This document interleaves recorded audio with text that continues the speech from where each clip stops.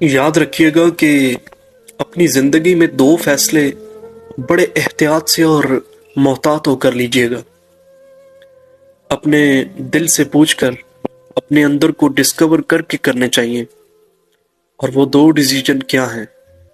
नौकरी कौन सी करनी है, प्रोफेशन कौन सा अपनाना है, और दूसरा शादी किसके साथ करनी है, ज़िंदगी किसके साथ गुजारनी है।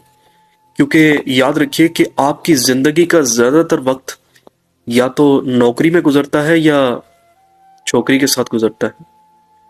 इसलिए पूरे मोहतात होकर फैसला लीजिएगा, क्योंकि ये आपकी आखिरी सांस तक आपकी खुशी और गम का सबब बनता है।